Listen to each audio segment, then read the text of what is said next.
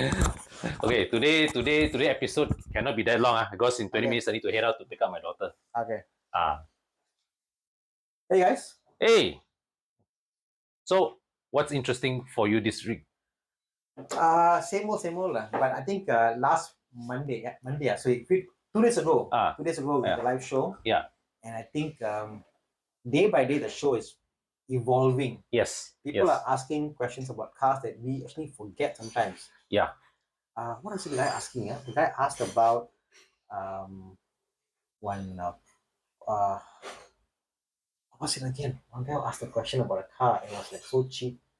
Yeah, there are a few cars out there like the Kias and cars that we forget about existed. Yeah. And when it was new, it didn't make sense. Yeah. You say like, don't buy the car, like stupid, like Yeah, expensive, yeah. Yeah. don't buy it. But after a while, Uh-huh. you reflect backwards, like, you know what? How bad is a car? Yeah. That's the degree you're talking about. How bad can it be? And also, how good can it be? Yeah. I think a lot of us think about the Chinese cars. I think the topic came from the X70. How the X70 handles well. Yeah. And you got the newer Chinese cars. I say Yeah. Tigo. And Tigo looks nice. A Moda looks beautiful. It's a great looking car. A Moda 5 419. Yeah.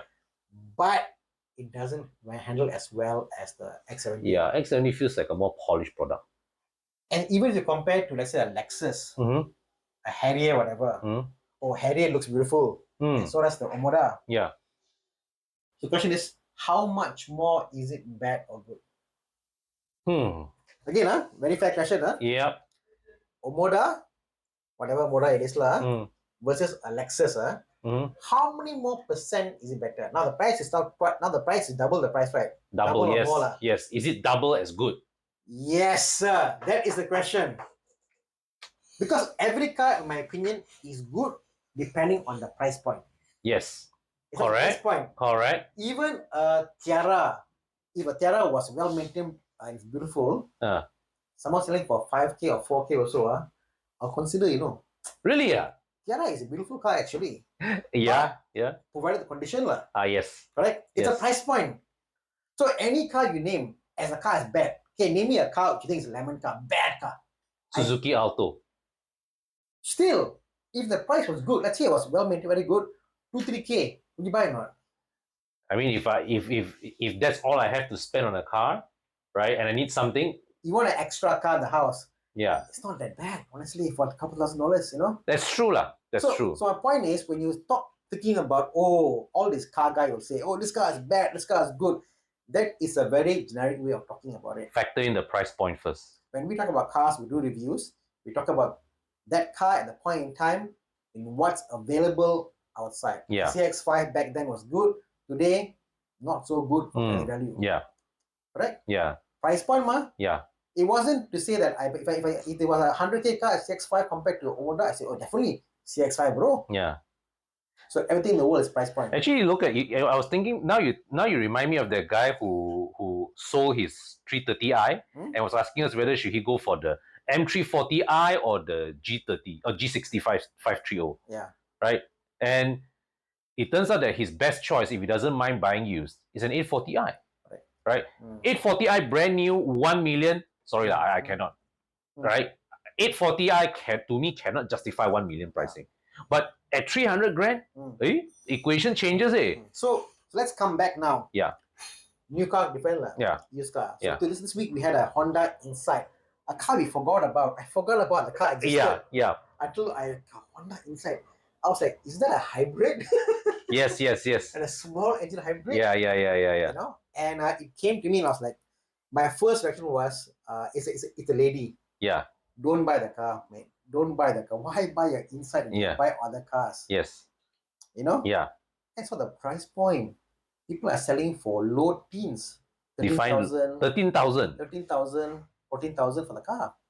And you know what? All said and done, it's a Honda. All said and done, it's Honda's packaging, the rear boot, the interior. All said and done, the engine is reliable. Yeah.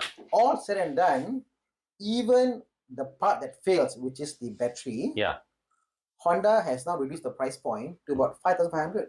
So let's say, for example, if you buy an Insight, what was that lady who 30,000 plus lah. So means that even if let's say she just changed a new battery, right? Net cost of acquisition is still less than 20K. And the battery was changed last year. Ah. So my point is, if you have to think about cars, what suits you and what's the price point. There is no bad car. Even at Elantra, whatever you get, you know, if it's a correct price point, you know what? I can't fault the car because it gets you the point A to point B. It's spacious, you know, inside. Inside is spacious. Actually, inside, right, and the other one is the Jazz. Jazz, very well packaged cars. Yes. Very well packaged cars. So yeah, we talk about McLarens and Ferraris and all this stuff. Yeah. But we go down to ground zero, to the layman or everyday person, no, there are a lot of forgotten cars, lah. Yeah, you know, and sometimes, right? Also, I think people need to think that people go through ups and downs in lives, right? And not every point can you afford to really buy, like, you know, the car that you want. Sometimes you just have to buy the best that you can afford. Yes, but also, let's say now I'm not doing well in my life, okay? You could go for a Korean car, and honestly, it's a good car. Yeah. People just neglect them because the branding or the glam is not there. Like what you call it, the 7-year-old, 8-year-old Sonata or Elantra. Yeah, even 10-year-old Sonata, Elantras, they're quite cheap to maintain. Yeah. Reliable. Power's not there. Driving experience is out lah. Yeah. You know, the engine drivetrain, the dynamics is the Koreans at that point in time, they still haven't got it yet. Yeah. They still haven't got it yet. But as a car that, you know, gets you from point A to point B reliably, I think they are pretty alright. And then I thought about, like, growing up, we talk about, oh, I hate Malaysia, bro, because cars are expensive. Overseas cars are cheap. We're talking about cheap cars overseas. The more I know now, the more less cars aren't cheap overseas. Oh, no. Our cars are cheap. To give you an example, Joseph Puwen obviously is migrating. Yeah. Hi, Joseph. And he was looking at a diesel car in Norway. Yeah. For about 64,000 NOK, which is about, I think, about 15,000 USD, whatever. Okay. And that gets you like 2008 X5 diesel. For 15,000 USD. Like 70K our money, our money in Norway gets you a 2008 2009 X5 diesel. No way. I'm telling you, cars abroad, in certain countries, are not cheap. No, it's not. It's not. It's not cheap. And in a lot of these developed markets, the cars, even if you, okay, these cars may be cheap relative to the average income of the population. Maybe we can put it that way, right? But the cost of maintaining these cars are over in Europe, right? If you want to send to a workshop, it's way higher. Yeah. I mean, that's average pay there. It's about 10,000 for a manager. Yeah. So it's like probably 6 months your pay. Yeah. So if today in Malaysia someone is earning 5,000 ringgit. Yeah. Okay. Imagine buying a 30K car as a used car. Yeah. It's not easy to save up 30K to buy cash. I told Joseph Puwen, right, to when he goes over to Europe, right, to bring a copy of your resume, so that Thana can go and establish plus performance in Europe. But start bringing car back. So yeah, so my point is, open your mind to cars that are forgotten. Yeah. And be pleasantly surprised like what's out there. Oh yeah. You know. Yeah. You know, there was another interesting question that popped up in this week's show, right? Remember this guy who asked about the Z4 23i, the 2.5, right? And it sparked a very interesting train of thought in me, because, you know, the traditional BMW enthusiasts always rave about the inline 6 engine, BMW, right? And I don't know about you, okay? I definitely still prefer driving a BMW with the inline 6 engine, with a naturally aspirated. But there are 3 BMW models, okay, which was the ones where they transitioned from N52 to N20. There were 3 models only that really had both the N52 and N20. There's the X1, which Malaysia never got the N52 version of the X1. F10 Oh yeah. and the Z4, E39 Z4. These were the only three models that started with the N52, and then when they reached end of production F10. cycle, N20. F10. Yeah, F10. F10 is the best example, right? And I even always even the E60, yeah, late in the model cycle, there was a 335. 535. 535. Only US market. US market wasn't Only, in Malaysia. only US market. So it's like when it comes to, like, let's say for example, right, if three series for example, E90 N52 versus F30 N20, it's a matter of choice, preference, right? But whenever people look at the Z4 or the F10, the six-cylinder model just doesn't make sense to me, unless you really, really like the six-cylinder engine. You think so? Yeah, because and the reality is this: the Z4 or the F10, the six-cylinder engines are the six-cylinder models are the one that are the what I always call the least sought after variants. I have a different opinion. So my opinion is, the moment that I mean, very generic, and this applies to all the BMW lineup. The moment a model comes to market and they don't have the engine ready, and they put it in just for the first batch, and then after all the batch are different, generally it doesn't work well. Case in point, F10, the 528, the 3.0, 3.0, is the worst car you can ever get. Because the in the early generation, the E90, the ECU was placed at the firewall. Yes. And in Asian markets, where a lot of leaves fall down, you know what? The leaf kind of goes up. Yeah. When it goes up, there's a cover for the ECU. Yes. If the seal breaks, it goes inside. Yes. And the ECU is flooded. Yeah. And the whole ECU is gone. Oh, I've personally handled about almost a dozen of the cases. E90. ECU gone. Ayo. And it's a couple $1,000 job. But what is the preventive maintenance you can do to avoid that? Go to like your old shop and make sure they put water and check is that dirty or not, is clogged up or not. You know? It's at the firewall there.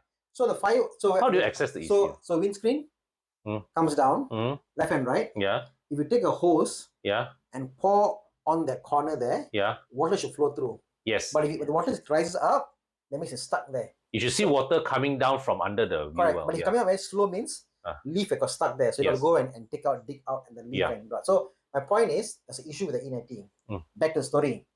So they were like, oh shit, a lot of the, sorry, my language. So all the E90s, the ECU burn. Hey, wait. The mic died.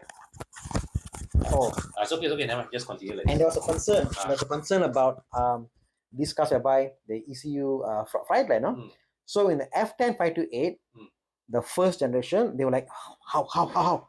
I know what? Let's put where the sun don't shine. Let's put the ECU on top of the engine bay, so it's dry. It's dry, ma. Yeah. So there's no water there, and we're perfect.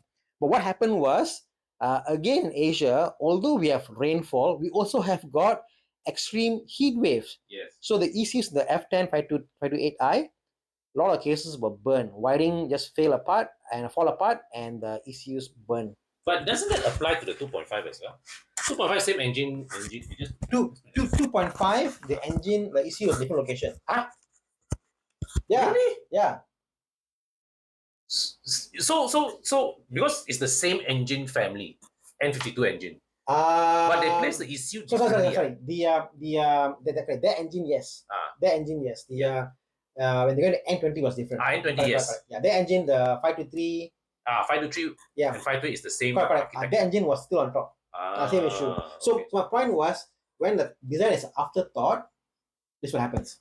Yeah, when I drive the F10, right, I just can't. Now that I look back at my experiences driving various iterations of the F10, I just can't help but feel that the inline 6 NA versions, right, were just meant as stopgap before the N20 was ready. Because N20 would have been developed for a few years. But said that, the 528 is sweet to drive. Oh yes. Because when it came out, it handled like nothing else in the market. The way it drove, the power it has, the way it was tuned. You must remember, the engine on the 528 and was the 3.0 3.0. N52. Yes. And if you compare the N54 turbo, power difference was like 190 versus 225, I think. No, the 3.0 N52, right, was 250 horsepower. See, there you go. 250 horsepower. So yeah, I could check, but I'm pretty sure. The N54, the twin turbo, was 300 horsepower. Let's see. And yeah, so my point 306 was lah, BMW quotes. So it's 300 lah, 300 horsepower. Okay, maybe kilowatts lah. Correct. Yeah. So my point was, it wasn't that far off. It wasn't that far off power wise. But yeah, power wise. But what I felt also was handling wise, right? The N20 F10s handled better. You know why? Like the engine. Weight. Yeah. Because the weight is that there's no overhang. So you see. So you see the N53 B30. Wow, yeah. That's the kilowatt, correct. Yeah. So it's kilowatt. Yeah. It's 190 kilowatt. Yeah. Mine goes kilowatt. Okay. And then we came to the 530, which is the N53, still NA, was 200. Nothing much difference lah. Same engine, no? Yeah. The 535, which was the turbo, was 225. So from 190 to 225, so it was about 30 kilowatt increase. 30 kilowatt is like 50 horsepower. But it isn't something that is so noticeable because, that's what people forget, the turbo's power curve was different compared to the NA. Yes. The NA felt the torque was there throughout the range. But I would say that the NA engine is superior in terms of the smoothness, the refinement. Yeah.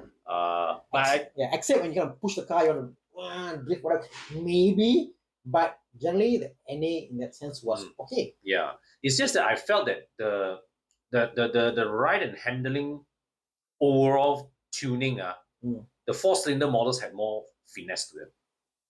That was my impression when I drove the car. The car feels nimble. Yeah. Because of the 2 cylinders. The ride comfort is better also. Yeah, I'm sure because the 2 cylinders, the overhang it has. Even the 535. The 535, if you drive the F535, you'll feel the car's powerful. But people don't like the car because it feels heavy. Yes. Because the weight. Actually F10, I think the 528 2.0, right, is really the sweet spot of the range. Yeah, I feel that. It's all about the overhang. Unfortunately, it's all about the overhang. The engine just doesn't like to extend out. That's why when you have, let's say, E92, it is better as a cylinder compared to the F10. Because the front bonnet somehow is longer a bit. It's not so bad. And the car is a bit lower. As a lower car, as a sportier car, 6-cylinder is nicer. Yeah. But I do feel that the F10, right, was designed from the onset with the N20 in mind. Correct. That's why when they put the N52 in there, right, the car doesn't feel right.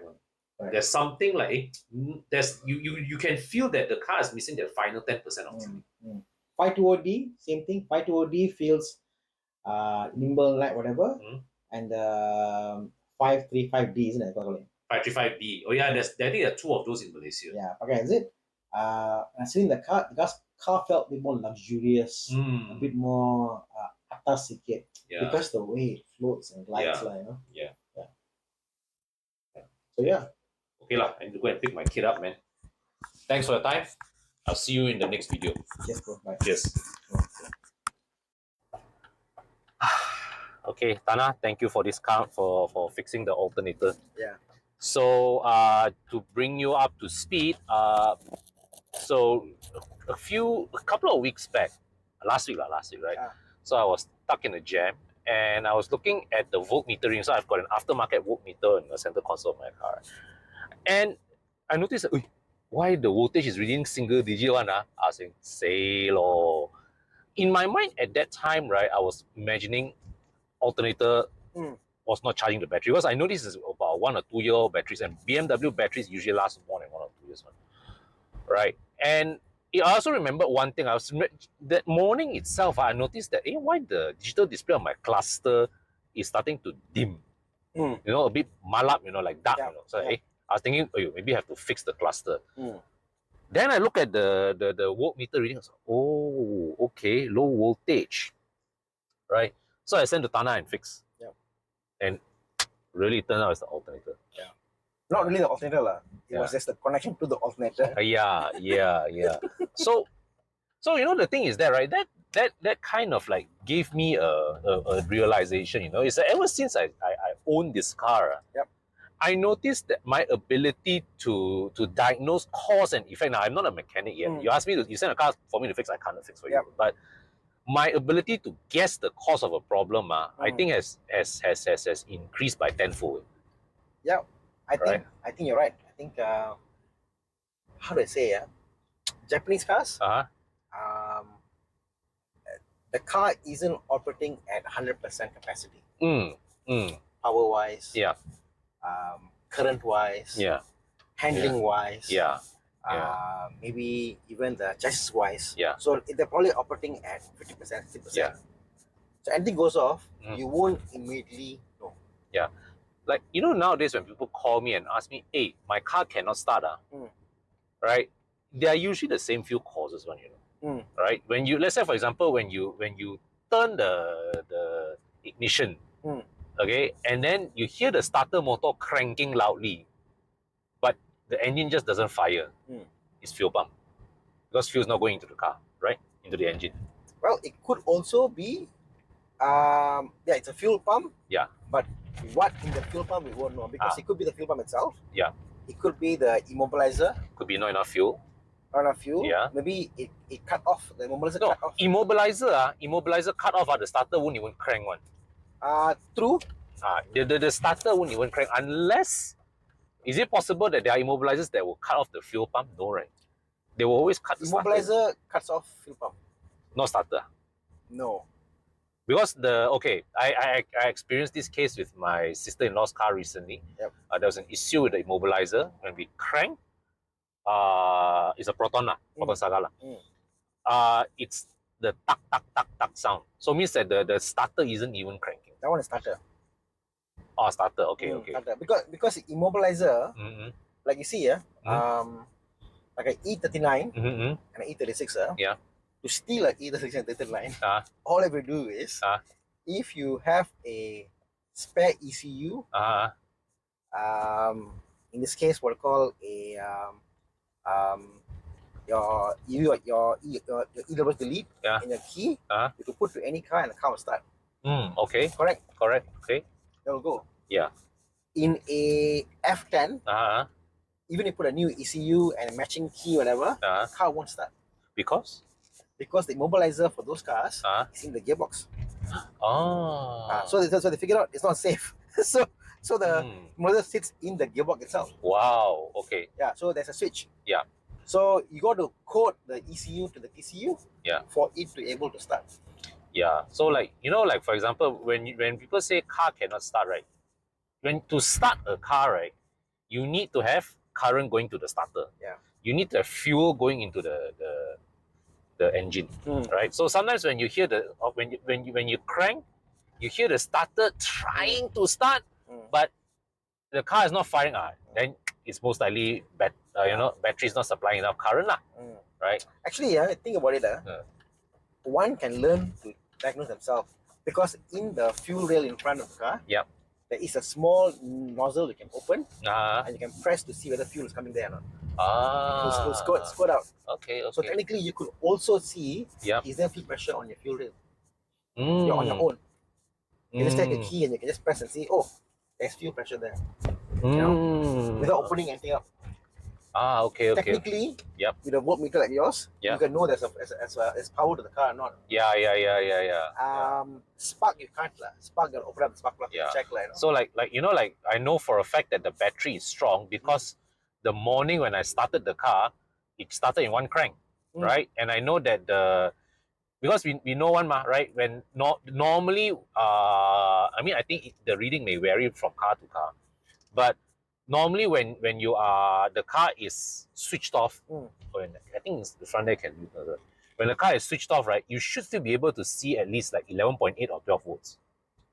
Correct. The car, when it's off, Yeah. it should be about 12. Yeah, right. Then when the car is running, you should be seeing 14.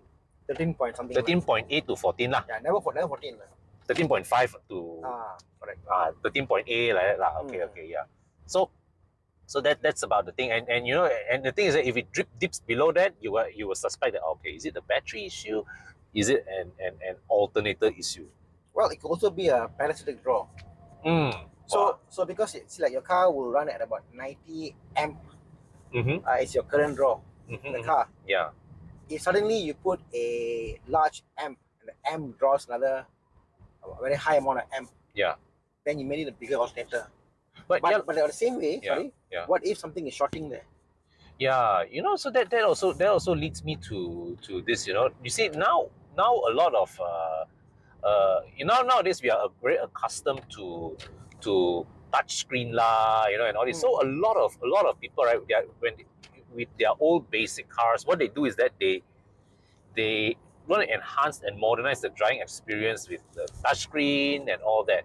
You know, sometimes you put dash cam also. So all these things are they draw power from the car. But the thing is, how put this way, okay, now the dash cam pulls very little power. Right. Okay. Yeah. But big but but if you keep the original wiring, or if you put too much wiring in the car, like too much of electric wiring, right? Okay. You create resistance. Because power is basically how much resistance that goes through. Yeah. The longer the wire is, the more power you're drawing. Correct. So that's one. And let's put it that way, and they will pull out from the cigarette. But that cigarette also being used for some other stuff in the car. Yeah. So that is bad. Yeah. But if, let's say, they do a proper wiring, they go to, I know, like KL Auto, go see Desmond, whatever. Yeah. Yeah. Desmond will probably splice it to the fuse box. Shorter wire. Yeah. Clean. There are no connections. Yeah. Will draw less power. That small thing makes a difference. But you know, sometimes when you do all the fuse box splicing thing, right, you really have to be careful who you send the car to. Yeah.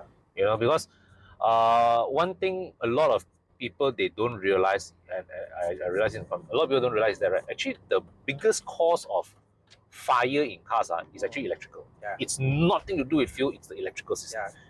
Yeah. And I don't know, I've seen many from car accessory shop come out. It's not done properly. Oh yeah. Because it's like, one, they tap it from a system that is not very crucial. So when someone is tapping your fuse box, ask him, where are you tapping that from? Yes. Because most modern cars will have one empty fuse relay that's live. Yeah. You could do that. Or if you don't want to do that, the serial letter also has got one, you can tap from there. All right. And when you're tapping there, how are you tapping this? Are you tapping from the hot side, or are you tapping it after the fuse? Okay? Okay. And either is not the best answer. Because what we should doing is, when I say a splice means, you can go online on Lazada, I'll give you the link, check it out. It's like a fuse circuit you put inside, and a wire goes out. Correct. And then you got two. So basically, it makes one to a junction box.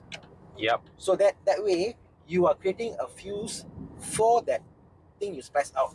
So let's say you pull for dash cam. Yeah. The dash cam now will have its own fuse. From the fuse box. Correct. That one is clean. You know.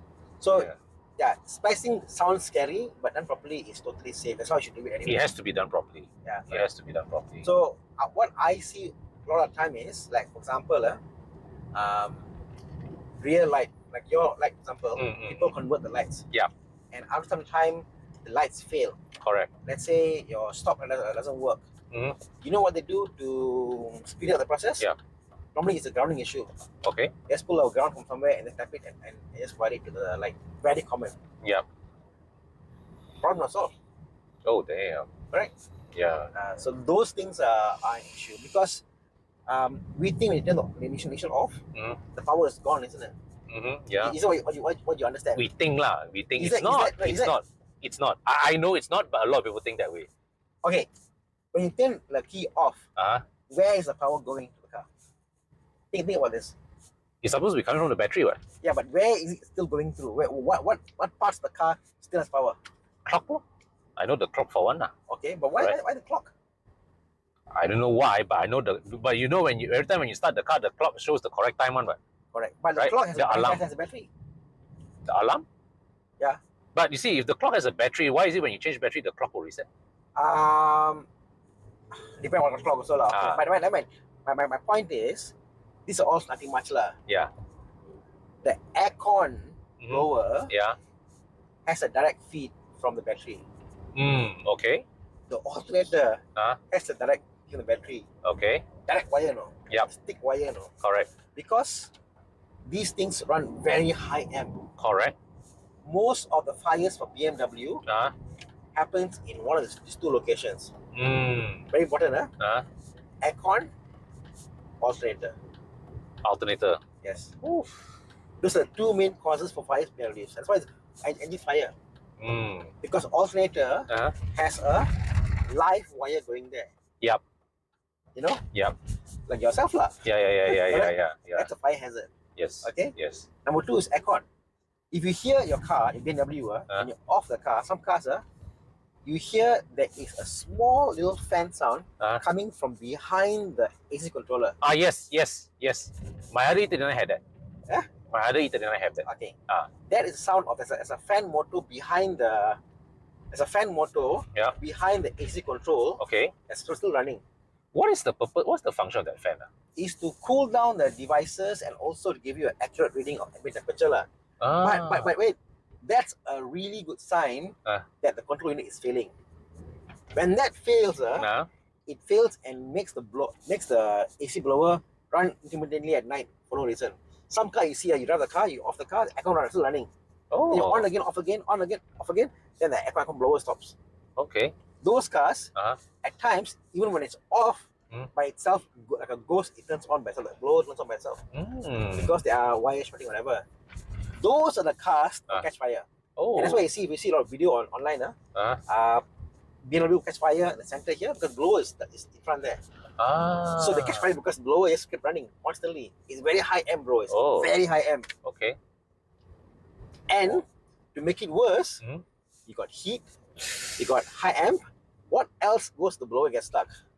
When all your fan filter all not correct, leaves get stuck in the cabin blower. Yeah. So imagine you got dried leaves, really dried leaves, hot temperature, and running motor. So it catches fire in that spot. Oh, crazy, right? It's crazy. Yeah. So yeah, it's not really because of electrical. It runs. It's because of like leaves, debris get stuck, AC blower running, and catch fire. And there's no way to turn off because you know why? On those fires? Why? If your AC blower catches fire, leave the car is gone. You know why? Why? It's like, have you heard about runaway diesel? What do you call it? Runaway, what is it called? Diesel engines, which runaway diesel, runaway. What's that term? Runaway ignition, no. It's a run. This is very important. I trust me. Runaway diesel. Yeah, runaway diesel. That's the term, lah. Okay. Okay. Runaway diesel is when the diesel can burn anything, you know. Yep. Okay. It can also burn engine oil. Okay.